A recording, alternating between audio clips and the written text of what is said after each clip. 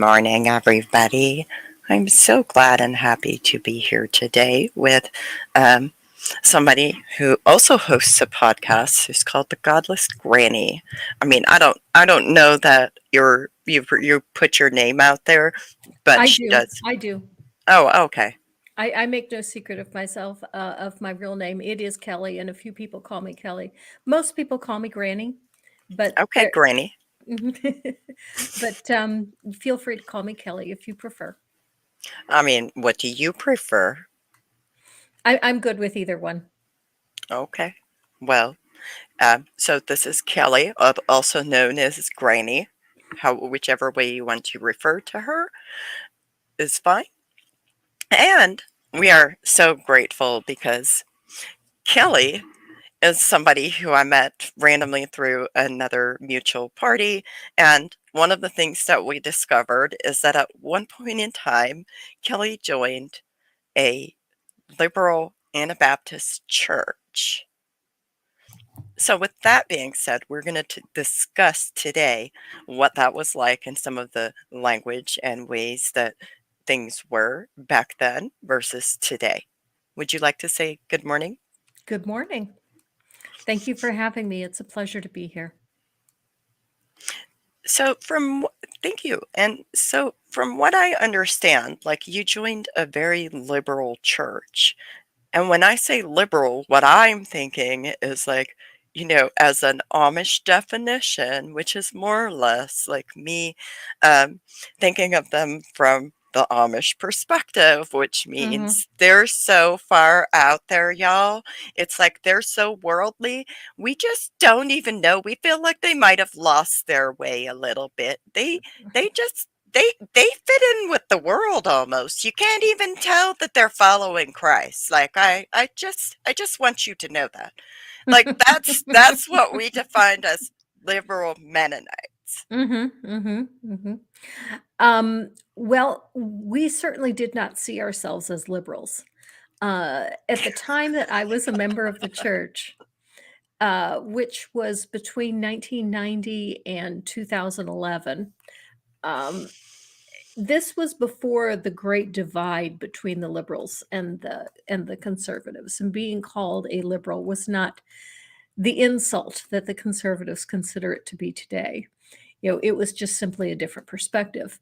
Now, on that, so in comparison with people outside the church entirely, the unbelievers, when we compared ourselves with them, yeah, we definitely considered ourselves conservatives.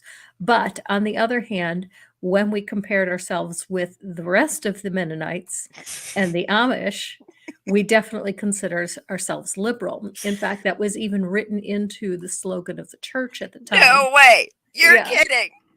was I can't remember exactly how it went, but in the essentials, unity, in the oh yeah, here it was.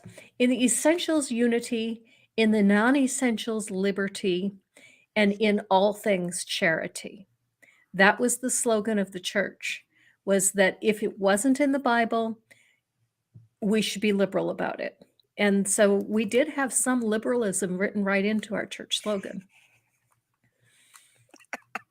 Okay, that's that's actually quite hilarious, don't you think? Because we're looking at it through these two different lenses, and when you contrast them, it's such a different view. Like us, it's like we looked at it as like this group of people is so out there, and y'all are more looking at it like humanity from a humanity perspective. Mhm, mhm. And that's because there was a huge push from our church to try to bring in unbelievers. Um, and we weren't trying to convert the converted. We were not trying to draw people from other Christian faiths. We were trying to draw from people who had no faith at all. And so, if we were going to be as conservative as the other Amish, I'm sorry, the other Mennonites, in demand that people dress a particular way and wear their hair a particular way and refrain from doing certain things, we felt that that would be a turnoff to the outside world, and we were trying to bring the outside world into our church. Evangelism and missions was a huge focus of the church. You see, I was old order Amish, so we didn't do any of that. So, like, hearing about evangelism and missions is always interesting to me. Would you like to share more about, like, how that would happen? Like, were there expectations of you as a church member? That was something that changed drastically during the time that I was at the church. Um, when I first came to the church, the only expectation was that you know, participate in the church and, you attend church and you get involved in church activities. And there weren't any specific expectations. The There was always push for giving. Whenever a missionary would come, there was a push to, provide more support for this missionary. A good percentage of the church budget went to supporting missionaries. Um, but one thing that really shifted toward the latter years that I was in the church was the push that, hey, we need more people to do the work of evangelism. And the thing that eventually pushed me out of the church was when the church adopted the attitude, the church isn't for you. The church is for outsiders. We are not here for you. I'm sorry, what? Yeah. Um, and so, I was teaching Sunday school and I was leading children's church, and they wanted me to work in the nursery too. And I said, if I do that, I can't go to worship. And they said, well, worship isn't for you. It's for the people we're trying to bring into the church. You don't have to go to worship. And that was what finally drove me away from the church. And when I first heard that, I thought this was our church leadership. And I went to some of the elders, some of the people who had been members of the church for 30, 40 years. And I asked them about that, and they said, yeah, that's our pastor. And, we were here before him. We'll be here after him. He'll be gone eventually. And so don't worry about that. And so I put that on the back burner and figured, this is something I've just got to wait out this pastor's term for, because most pastors don't stay for more than 6, 7 years before they move on. But then I went to a denominational conference. And the reason I went is because at the denominational conference, they have quizzing contests. The youth do Bible quizzing, and I had 2 kids that were pretty doggone good at it. In fact, I had one daughter that was known as the queen of location. Mhm. Location meant, they would read the first 5 words of a verse, and you jump up and tell where that verse is located. And my daughter memorized about 6 books of the Bible. And each year, there was one book of the Bible that they were focused on, and so she would memorize whatever book it was that they were doing that year. So over the years, she ended up memorizing several books of the Bible, and she was really good. So we were at the conference, and she was competing, and when I heard the keynote speaker, that's when I realized we had a serious problem, because the keynote speaker said the same thing that my pastor was saying, which was, "Church is not for you. It's for the people outside." And that's when I said, "No, I don't go to church to work so I can bring other people to church. I go to church to worship and to fellowship. And if church isn't about worship and fellowship, then what good is it?" I think to me, that's really mind-boggling that any church would adopt that kind of attitude. Mhm. Because when you think about churches, what are they proposed to be? What do they purport themselves to be? They purport themselves to be a place where you convert the unconverted into believers. Um, the mission of the church was to turn unbelievers into missionaries, basically, to grow and to plant more churches and to bring more people into the fold. So this was a Mennonite church, right? Okay, now that's interesting, and I did do a little bit of Started looking. off, Yeah, right? um, I looked into the history of the denomination that they are a part of and are still a part of, because I did not know some of the roots of the church. I did know that when we first joined the church, excuse me, um, they were part of the Evangelical Mennonite churches. And when we first joined the church, my husband was active duty Army. And so we asked them, are we even allowed to come here? Because Yeah. he's Army and you Mennonites are generally not good with that. And they said, oh, it's okay. It's okay. Even though we have Mennonite in our name, we do not abide by a lot of the Mennonite traditional requirements. And sure enough, you look at the women and none of them are wearing the plain printed dresses, and there were one or two women that always wore a head covering in church, but the vast majority of the women never wore prayer caps and never tied up their hair the way the Mennonite women did in the area. So we definitely distanced ourselves from the other Mennonites.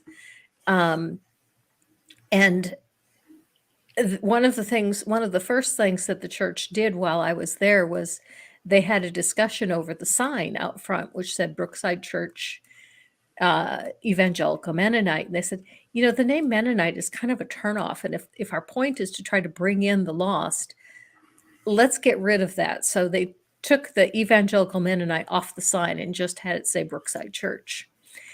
And eventually this became a denomination thing because they had the same problem throughout the denomination. So eventually the denomination changed its name from Evangelical Mennonite to Fellowship of Evangelical Churches. They still have the same Anabaptist roots, but they have been trying to distance themselves more and more from the Mennonites. Okay, but like, did they also change their philosophies to not be congruent with their earlier Anabaptist philosophies? Yes and no. I mean, I don't think that happened at that time, but very slowly over time, there were minor changes here and there. For example, I was looking at the history of the Fellowship of Evangelical Churches, and the biggest change came when they came from the Egley Amish in 1908. Let's see, what was his name?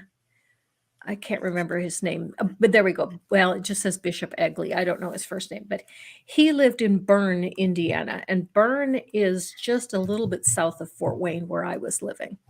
And he started, this group that eventually adopted the name the Defenseless Mennonite, um, because they wanted to distance themselves from the Amish.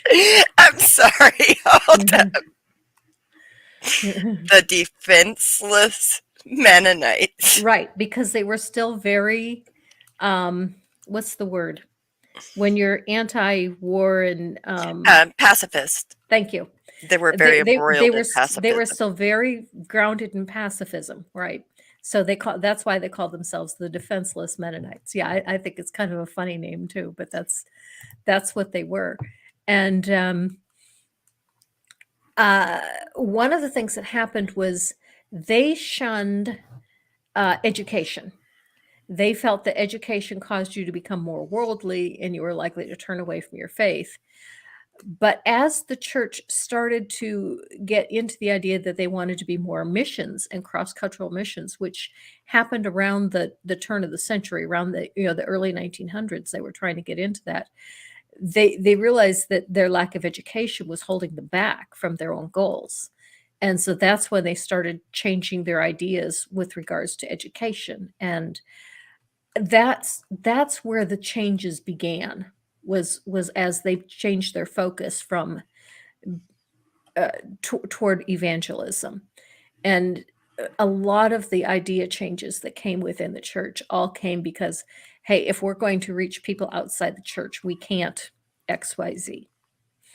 Gotcha. So they eventually basically evolved and changed and became a group that not only abhorred pacifism as the end all be all, they welcomed members that were active duty military. Mhm. Mhm. Mhm. And the only lines that they would draw by the time I got there was lines that were definitely in the Bible. For example, gay people were not welcome because, the Bible says you can't be gay. So gay people were not welcome. Oh, okay. One of the things I What if, found oh, go ahead. One of the things I found interesting in the history of the church was how, following World War II, they wanted to distance themselves from their German roots. And I found this interesting because I have been to Bern, Indiana, lots of times. And when you I've, drive into town, I've been there. yeah, it's a historic Swiss community, and they celebrate their That, Swiss heritage. well, and not only just that, but to be fair, the Swiss Amish, they're they actually speak Swiss German. They don't speak PA Mm, Dutch. They okay. have a whole different language from the rest of the Amish that they speak, and we can't even speak our own languages to each other. We have to speak English to each other. So that's really interesting. So how did they accomplish that, distancing themselves from their German roots? Um, I'm not really sure. They did say that they dropped any speaking of the German language. It went, only English. That was one thing they did. Um, Okay. Are you all right? yeah, I'm just checking this website that has the history. Oh, fun. Yeah. Um, but no, like it's also so intriguing to me because you talk about this Amish guy who like leaves his church and goes and starts a Mennonite church when historically the Amish people came from the Mennonites. Mhm. Mhm. Like that's really interesting. Yep. Does is there any information out there on like why he would do that? Like what was the purpose behind that? Well, I really don't know. I really don't know. Um, Yeah, it does say he had a desire to be known more Mennonite than Amish. oh, okay. Well, I mean, to each their own. Sometimes Mhm. people just really it doesn't serve them where they're at. But the other thing is that within Amish churches, if you disagree with leadership, what are your options? Like, I don't know what that looked like for you as a Mennonite, but like for us, the options were very clearly like you could maybe move to just deal with it. It is what it is. It's the Lord's will. Or you could maybe move to another community, or if like another community was maybe closer to what you felt was right for you, um, or even some people would get groups of people together and they would start a new community. So you didn't really have a lot of options because, Yeah, it was very different where I was because um, we even had a term for people who move from church to church. We called them recycled saints. Um, and they had no problem with recycled saints. If you wanted to transfer in from another church, you were more than welcome. And if you disagreed with what the church was saying, you were more than welcome to move down to a different church down the road. There wasn't any. The were there tribalism didn't go to the church doors. so there were no consequences necessarily, like was there like social shunning or like removal No, nothing of like that. relationships? That people lose relationships if they went to the church down the road because that church was maybe more what they felt was right for them? No, if somebody went down to the church down the road, we said, "Oh, the Lord was leading them in a different direction." Oh. And that was perfectly fine. Oh, so then in your church, that was the Lord's will. Right. Well, Like, but it it's could be the Lord's will for you to go to a different church. Maybe it's the Lord's will for you to go off and start a mission. Maybe it's the Lord's will for you to you found another church that needs to be evangelized and they don't have their doctrine right. So yeah, but go off to that church, or maybe the Lord just has a ministry for you in a different church. So yeah, you are free to leave the church and leave the denomination or whatever, as long as you remained a believer. oh. So your name, Godless Granny, Hmm. implies that you're no longer a believer. No, definitely not. So what changed? Okay. This came long after I left that church because I went from that church to a Calvinist church. And I was in the Calvinist church for about 10 years. And then we moved to Alabama. And when we came here, I had a hard time finding a church. We went to some Baptist churches. We went to a couple of not Episcopalian. Uh, yeah, I'll look it up while we're talking. But anyway, um, You went to a variety of churches. yeah, we went to a variety of churches. Uh, I can't talk and type at the same time.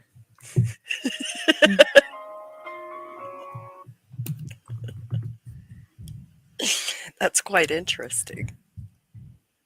Presbyterian. There we go. We went to a couple of Presbyterian churches. And part of the reason we went to Presbyterian churches was by this time I was convinced that Calvinism was the more correct understanding of the Bible, and the Presbyterians are more in line with the Calvinist point of view. Um, we went for a while to a mega church, and we were in one of the satellites, so we never really got to know the lead pastor all that well because he was at the main site, although he did come to the satellite church sometimes. When he wasn't there, we were watching his sermon on a big screen up front. And after a while, though, there were some things going on in that church that really bugged me, particularly when Donald Trump came to power. We saw a lot of bigotry and it just blew my mind the way people were excusing his lying and his adultery and putting him out as the end all be all. And I'm like, this isn't Christianity. He's not a Christian. And it really bugged me. My views had become increasingly liberal to the point where I kind of kept my mouth shut when it came to social issues because I knew that how I felt about things was just so out of line with the way most people in the church felt that it was better just to keep it to myself. And that was not difficult to do because most of the time we didn't talk about politics. But eventually, it did get to be enough of an issue. And the big thing that really pushed me out of that church was the pastor kept saying at almost every service, you've got to be evangelizing. You've got to be telling other people about Christ. You've got to be bringing them into the church. But on the other hand, he was also ridiculing anyone who wasn't a believer. He was making fun of anyone who's out on the golf course saying, I can have a religious experience on the golf course. And I'm going, how can I bring an unbeliever into this church so that you can ridicule them? I would be embarrassed to bring an unbeliever to your church. And that's the point where I realized I had to leave because I said, that's crazy that I'm embarrassed to bring a visitor to my church. And so then we went to another Presbyterian church, and that's the last church I was at, but we never actually became a member of that church. I never got as into that church as I usually do. I did meet with the pastor because I was definitely having feelings that I didn't understand about my faith. And Mhm. unfortunately, the pastor did not pick up on what I was really asking her. Because really, what I was telling her was I was beginning to question whether any of this is true. Mhm. Although I didn't word it that way, and I didn't even see that that's what was going on. But unfortunately, she didn't pick it up either. Um, and so her answers to my questions were kind of flippant and non existent. But on the other hand, Had she picked up on that that's where I was, I don't think she would have had any answers for me anyway. So I started thinking more and more about my faith. And one of the things that I really reasoned over was the conversion of Paul. And when I thought about that, I ended up at the divine hiddenness problem because I thought, the Bible claims that God wants everyone to know him. Now, the Calvinists say that he doesn't, he only wants the elect. And that never really completely sat well with me. Why would God create people that he doesn't want? That doesn't make a whole lot of sense. But when I started thinking about the conversion of Paul, I said, if God wanted everyone to believe in him, all he would have to do is the same thing that he did for Paul, essentially. He would know exactly what it is that prevents anyone from believing in him, and he could present whatever it is that that person particularly needs in order to draw them to himself. So either A, God doesn't want everyone, or God isn't able to bring everyone to himself, which is essentially the divine hiddenness problem. Although I did not know that until several years later. And so when I came to that, I kind of changed my theology and essentially became a universalist at that point because I thought there is no way that a loving God would look at a person and say, you didn't understand who I was, and because you didn't understand who I am, you didn't believe in me. So now you're going to spend eternity in hell for not knowing what I never revealed to you. Yeah, I could not see that as a coherent concept. So I believed that after death, everyone would get an opportunity to sit down with God one-on-one, where God would lay out everything and you would understand everything. And then you would be allowed to make an informed choice. I want to live with you for eternity, or I don't. And that's where I came to.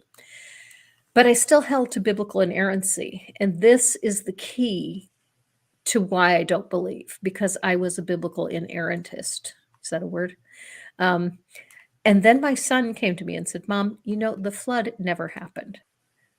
What do you mean? And he said, well, for one thing, the poop on the boat would have suffocated them all.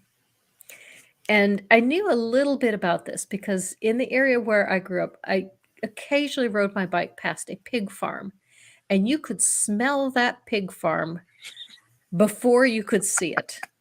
And I had read that if you close the doors on a barn with a bunch of pigs in it, the pigs will all die because the methane gas from the pigs would suffocate them. You have to have them in open air.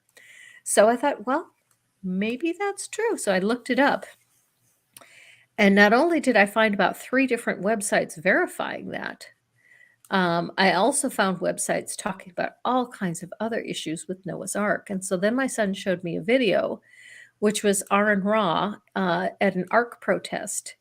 And he was saying, we know that the flood didn't happen. We know this from history. We know it from biology. We know it from geology. We know it from, I think he says mythology. But anyway, the one that hit me was history, because it suddenly clicked that I know from ancient history that there is no 100-year period when the entire planet was devoid of human life.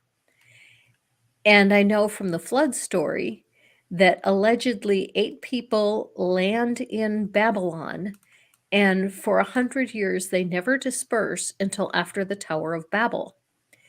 And so if this story was true, then every civilization on the face of the earth would have to have been wiped out, and there would have to be no human artifacts for a 100-year period. And that isn't true.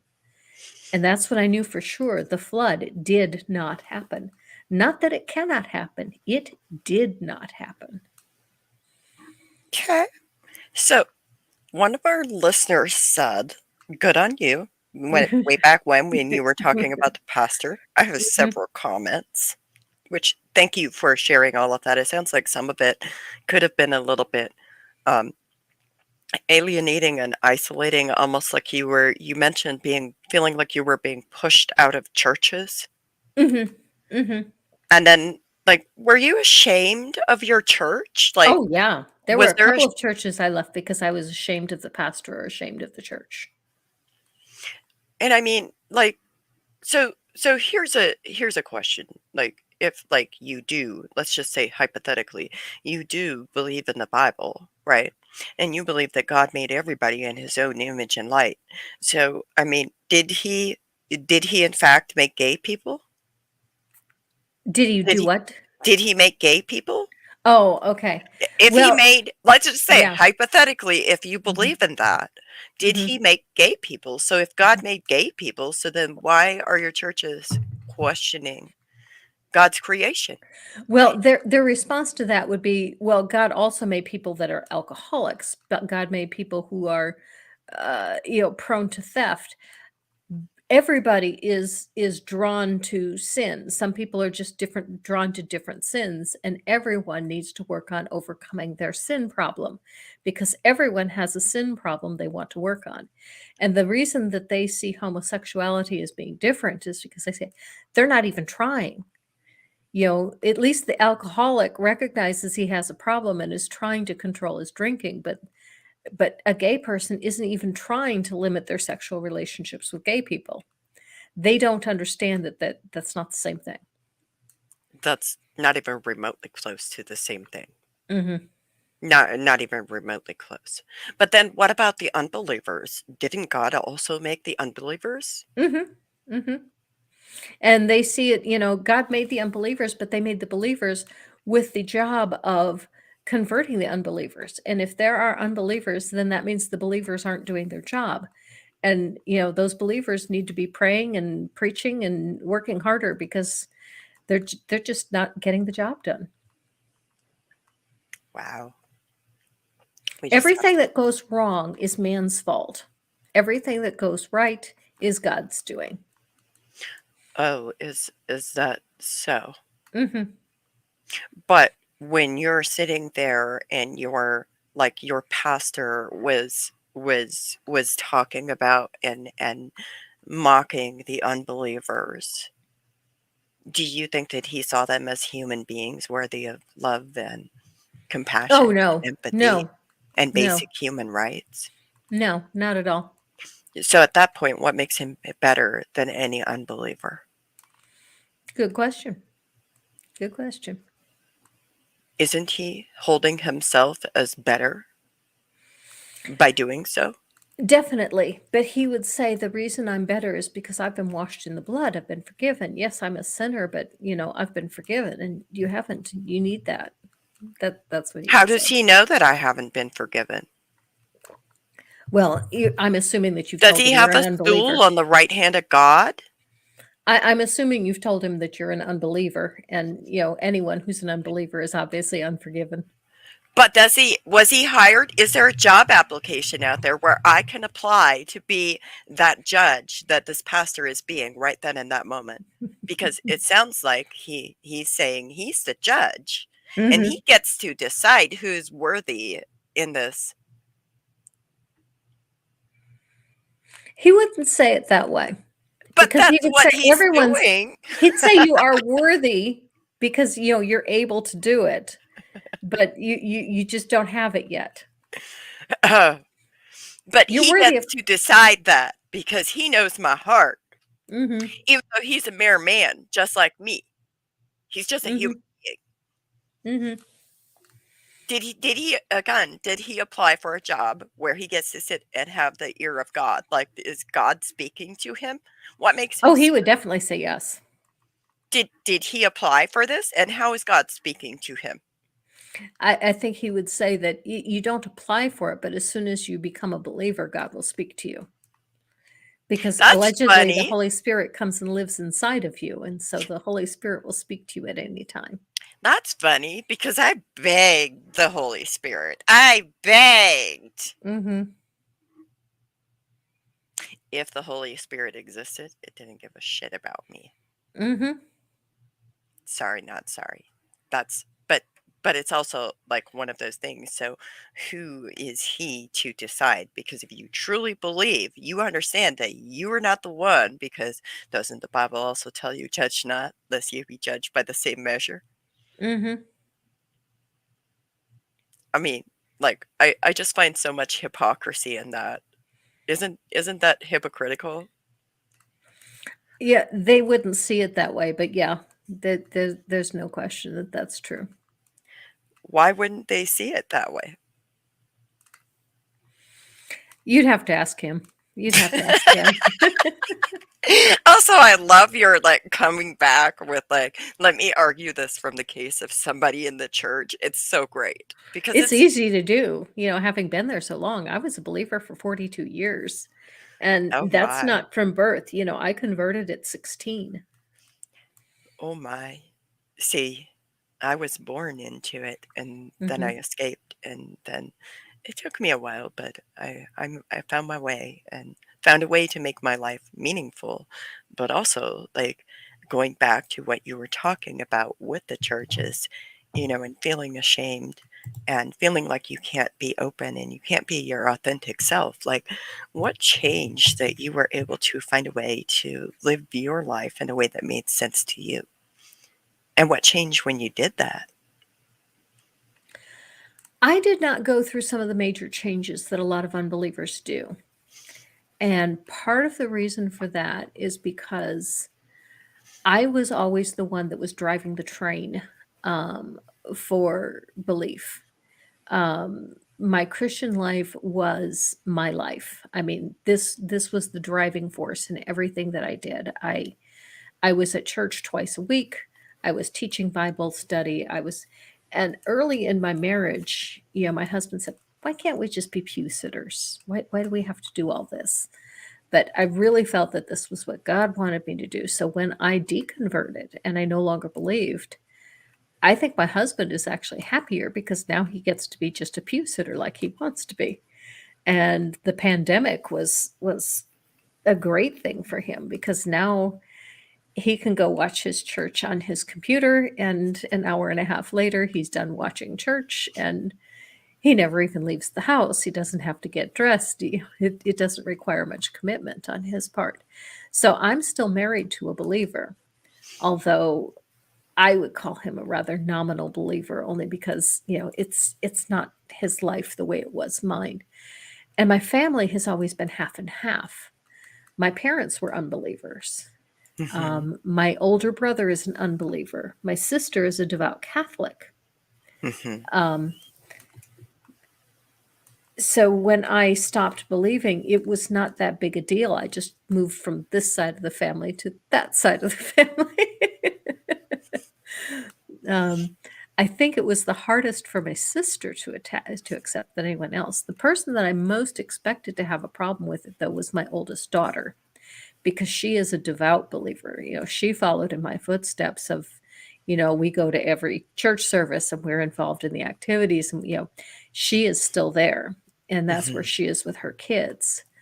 Um, but we have had a very strained relationship since long before I deconverted. In fact, when I deconverted, I tried to sit down with her and tell her about it, and never was given the opportunity to say anything about myself in the entire conversation. She keeps the entire conversation all about her. So I finally accepted, okay, she doesn't want to know anything about me in my life. Fine, I won't share it. She's not interested. Eventually, I finally did send her a text message at one point telling her that I'm not a believer anymore. But our relationship was already so strained that it really had no effect. My middle daughter, she was a kind of sort of believer. And so when I told her I didn't believe anymore, it really didn't make much difference to her. And of course, my son had already deconverted. Um, and by my deconversion, that allowed my son to come out as an unbeliever. And eventually, he came out as transgender as well. Hmm. Um, so, Changed some relationships, but it didn't actually result in you, um, I guess, in feeling like shunning right. or I did have excommunication. I did have one friend that had been a friend all the way back to that church, the Mennonite church. I met her there, Hmm. and she was the one that moved to the Calvinist church and convinced me to come over to the Calvinist church. And we were friends for quite some time. And when I told her that I was an unbeliever, she cut off all communication and has never spoken to me since. But she's the only one.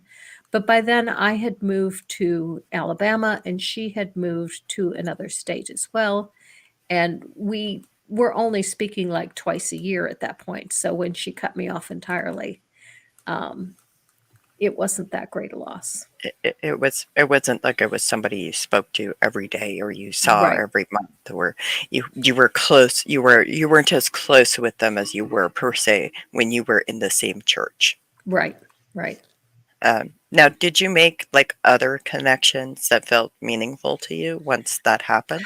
I have on Twitter, and I've made very close connections with people that I see and I visit with them on podcasts and on live streams. I did go to a group of free thinkers here in town, but the pandemic killed that group. Oh, Um, that's yeah, sad. yeah. Um, I did try to get into a group of Democratic women in my area, but I ended up leaving them because they opened all of their meetings with a devotional, and I'm like, "This is supposed to be a Democrat group. Why do we have to have a worship service at our Democratic meeting?" That was the end of that. I bet. Yeah, I can only imagine. How'd that feel? Just having that, like, this I, is a I political thing, but it's being overtaken by well, religious beliefs? i it obviously had been that way for quite some time, and I think a big part of it was, um, there is not much atheism in the Black community, and a lot of the Democratic events in Alabama are driven by the Black community because they are the largest demographic of Black people, I mean, of Democrats in this state, and that's why there's more Democrats in Birmingham than there are in Alabama because there's a larger Black community. Mhm. Um, and so I think it was always that way because they did not give up religion the way we did, and so that they just incorporate that as part of everything that they do the way that I used to. And I really felt like as an outsider coming into a group, it's not my place to try to change this group. You know, this does not line up with what you claim are the goals of your group, but who am I as a newcomer to tell you how to run your group? That's fair. Some spaces are not for you. Mhm. I've definitely encountered that, and that is entirely too relatable. Like, I am not a place for everybody, and I know that. I Mhm. also know that my space is not for everybody.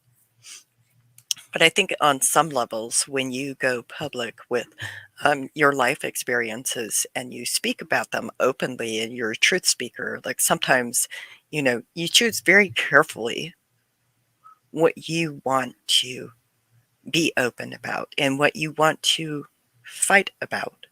Mhm. Mhm. Like that one, what you were talking about is you were choosing very carefully where your energy was going to go. That's how I see that. Mm. And I think that's a great thing because sometimes many of us have felt pushed into doing things that we didn't really want to do, but we felt obligated to do. Mhm. Mhm. Mhm. We do have a question from one of our listeners. Does your sister watch your channels? No, definitely not. Oh, well, yeah. Surely Yeah. she would see how wrong religion is. I don't know. Religion is a subject we never really talked about much because when I was a believer, some of the churches I went to said Catholics are not believers. They just don't make the cut because their doctrine is just too far afield. They do not accept that the Bible is the sole authority. They believe to, but other churches I went to, would refer to them as our Catholic friends, and yeah, they're misguided in some of their doctrine, but I'm sure we're misguided in some of our doctrine too. So we're just all Uh, believers, and we're just trying to find the correct path. Um, and I always felt that way about my sister. If she believes in her faith, fine. It's a little different than mine, and that's fine. There's nothing wrong with that. Although I did see some things that I found really hypocritical. Um, like I had them over, and it was Easter weekend, and it was Good Friday, and we got pizzas. And my son is a vegetarian. So one of the pizzas was two of the pizzas were vegetarian pizzas, and one of the pizzas was a meat pizza.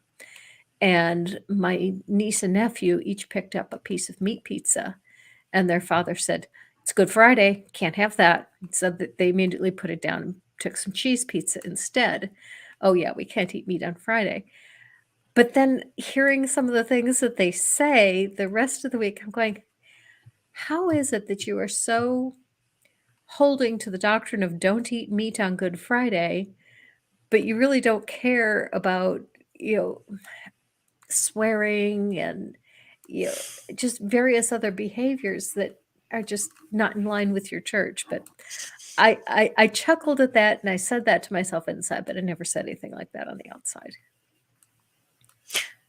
I mean, it's always interesting to go back and look at what we believed once, or what believers, what we believed once and what our actions were like, and how we're implementing that, like, are our actions matching up with the actual teachings of what we believe, or are they just being cherry picked?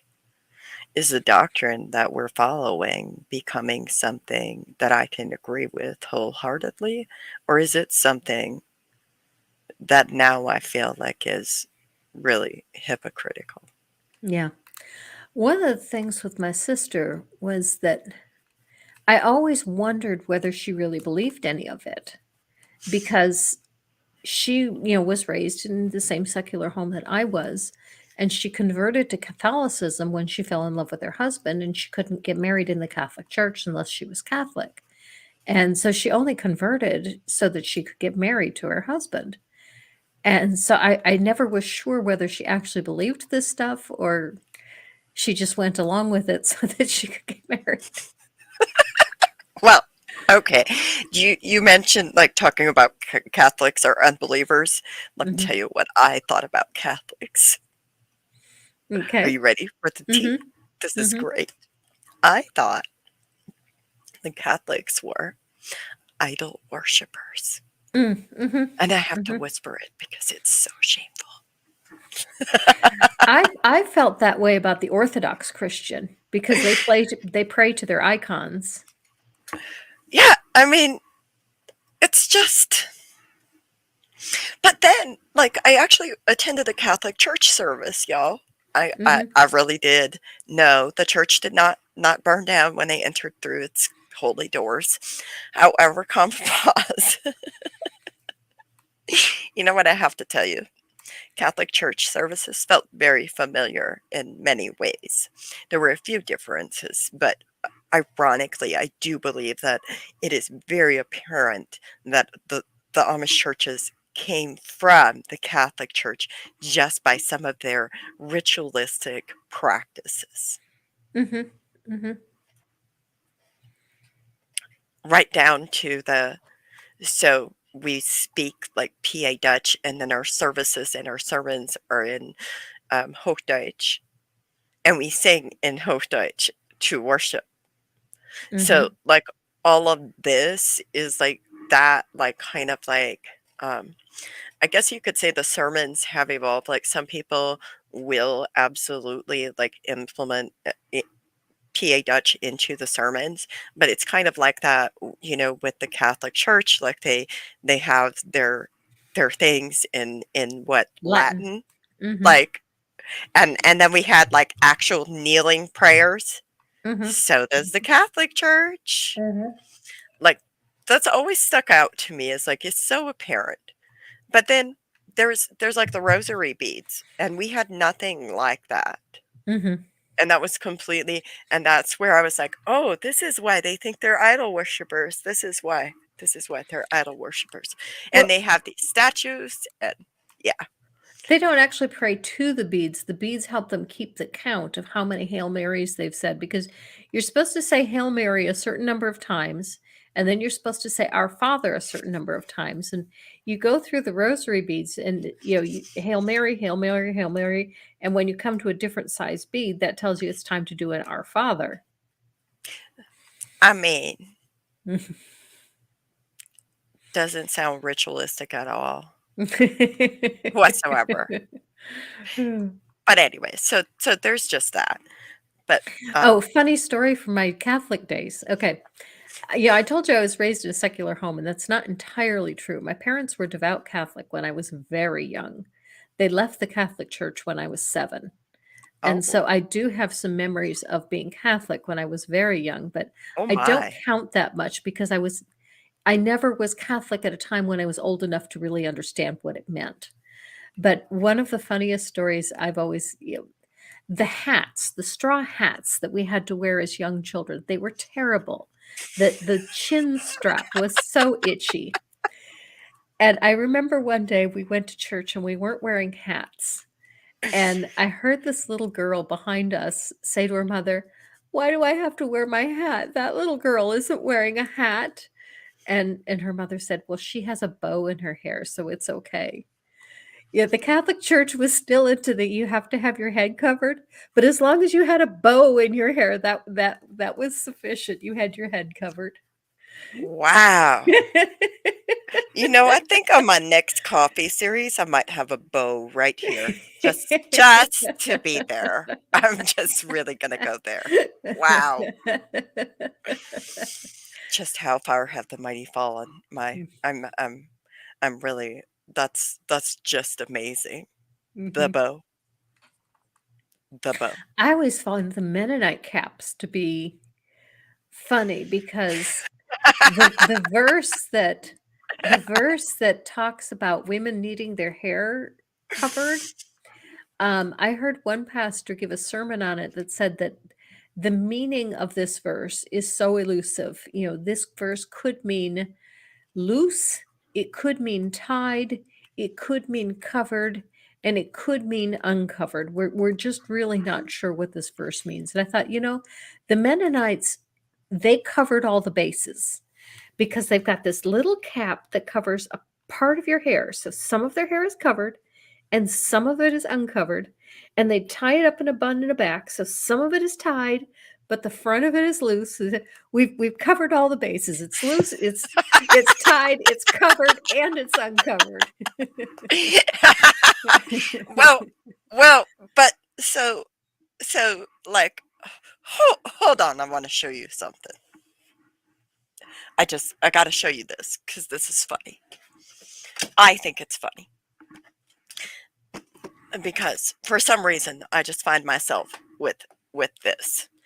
So, I mean, do you recognize this? Oh yeah. Hmm. But this is an Amish cover, right? Now that's for out inside, and you wear a black bonnet over that outside. That's the way the Amish in our area did it. When they were Okay. inside, they wore just the white cap, and when they went outside, they put a black cap over it. So we have various different. There's a whole bunch of different coverings. Number one, Mhm. so like this with the you see the lines going across like right here and right here. Mhm. We weren't Mhm. allowed to have that.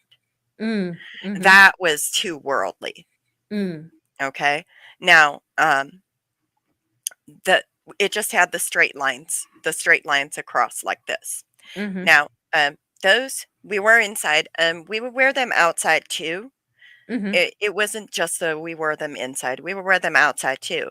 But we would have those coverings, and we would put our hair up too.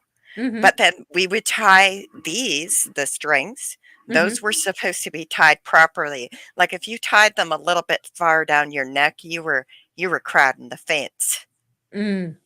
Okay. Mhm. Um, And then the other thing is so you would have to we were supposed to take 2 fingers, and we weren't allowed to display more hair than 2 fingers. And Mm. there's, like, this phrase called, like, "struvlich," which is, like, meaning your loose hair. something like that. I don't know, like your hair is just loose, but it was supposed to be parted directly in the middle, and then it was supposed to be neatly put back. And if you had like fringes of hair coming out, like that was considered like strubbly, and you just had too much hair out there, and you needed to go fix it.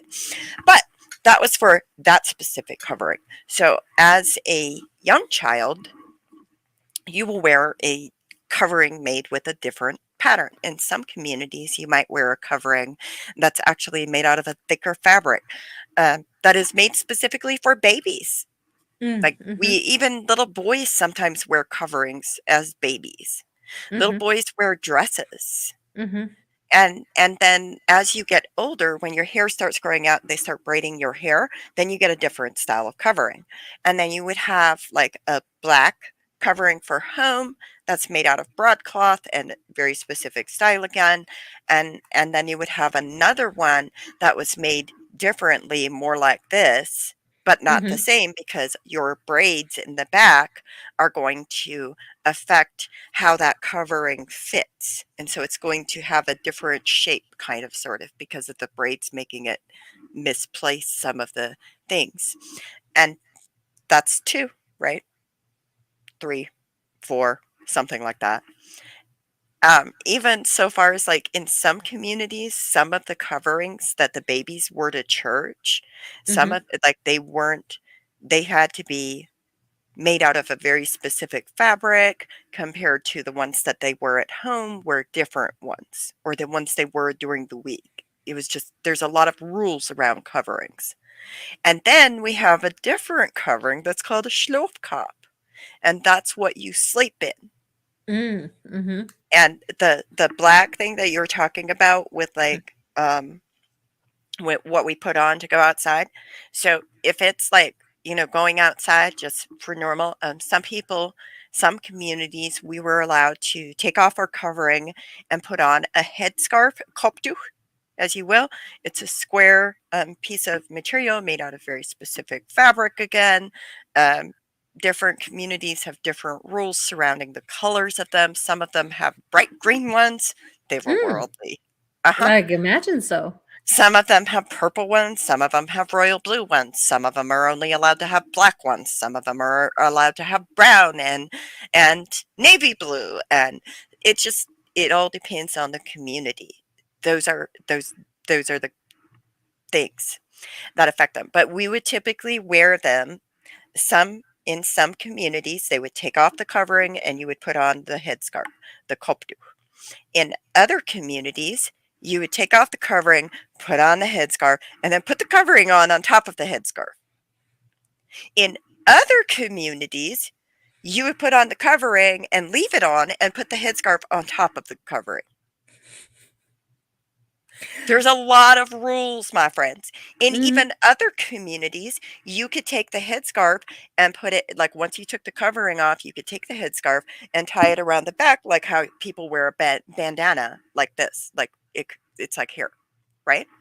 mhm, And in other communities, that was absolutely not allowed. You have to tie it around your neck, like right here, your chin, like that part. mhm, And then once you got to be like the right age, which was typically around the age of 12 or so, you would be required to, no longer was your hair being braided. You were going to use these pins.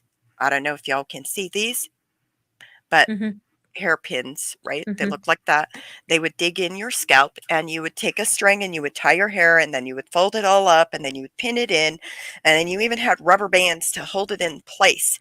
And then you started wearing more a white covering similar to this at home. There's other styles of coverings too that are called the box coverings and are widely pleated instead of this type of gepitz, fagipitz, we called it. Um, and then you would wear that white covering at home and during the week. When you went to church, you would wear, in one community I lived in, you would literally wear this exact model in black mhm. as an unmarried girl. And then once you got married, you'd wear this style of covering in white all the time, except for sleeping, pretty much. So, How thanks did for listening to my rant about coverings. how did they get around the Bible verse that says you're not supposed to braid your hair? I Mm. don't make the rules. Look, we have men who told us what the rules were. Those men are the ones who know what the Bible means. Like, I can't pretend to understand that. I'm just a I was created to be a helpmeet. I was a lesser vessel, and I can't possibly comprehend the Bible. Okay. I'm sorry. It's okay. Way too many rules. I mean, what do you think about those rules? I find them silly, but it's not unexpected because the Amish have all kinds of silly rules. As having worked in an insurance company that mainly sold insurance to churches and to church related businesses, one of the claims that I had was for an Amish contractor who owned a van and a couple of other things that some of the Amish aren't really supposed to necessarily own. And when one of his employees stole the van and wrecked it, um, I was looking at the title to the van and the owner's name wasn't on the title. And I said, why, how can I pay you for this when you're not really the owner of the vehicle? And he said, well, I had to title it in somebody else's name because my order of Amish doesn't allow me to own a vehicle. So I own the vehicle, but it's titled in somebody else's name. And, Uh-huh. well, I'm They sorry. do that. I have to send the payment to them because their name is on the title. They do that. They Mhm. really do that. They Mhm. will pay for everything. And, furthermore, there's actually like Amish, for those who don't know. Now we're really getting into it. But there's actually Amish who are allowed to own vehicles and go to college. Mhm. There's majority of what people think Amish are, and their perception of Amish is based off of like Old Order Amish or Schwarzentrooper Amish or Apetroyer Amish or Byler Amish or any of the various different sects, and they're not necessarily allowed to do this, but some of them might. I'm Mhm. just saying. I Mhm. know I know you're not lying. It's the truth. I know Amish that do that. But with that being said, we're about to end this session. Do you have anything you'd like to tell people who may be struggling with feeling like the church might be pushing them out? If the church is pushing you out, go. There's no reason to stay. If you really feel like you have to have some kind of a God belief, I would encourage you to check out a Universalist church. They are much more welcoming. They are much more open to any ideas and even to ideas that don't involve gods. Um, it depends on which Universalist church you're going to, but I really don't see any reason to believe in any gods. There's no evidence of any kind of supernatural activity going on. So I mean, if the church wants you out, say, fine, goodbye. I think that's beautiful because, like, here's the thing is, like, I want people to understand and know this is that you touch upon this a little bit in your statement, is that just because I'm not a believer doesn't mean that I judge you for being a believer. In the same token, I love people from all walks and ways of life. And some of those people happen to be Christians, devout Christians. And it doesn't mean that I'm sitting here and saying you're wrong for not believing the same, to talk openly about different people's spiritual experiences and their beliefs or their lack of belief. It simply means that we are all human beings and we all struggle with different things as we go through life. But it doesn't mean that any one of us is worth any more or any less than the other one. We're all human beings worthy of human rights. And if you're listening to this today, I'd like you to remember that you are worthy. Whether you believe it or not, I believe you're worthy. Have a beautiful Saturday. And thank you so much, Kelly. And I'd like to thank all of our Patreon subscribers for making this possible. I appreciate you. And I can't wait to see y'all back soon.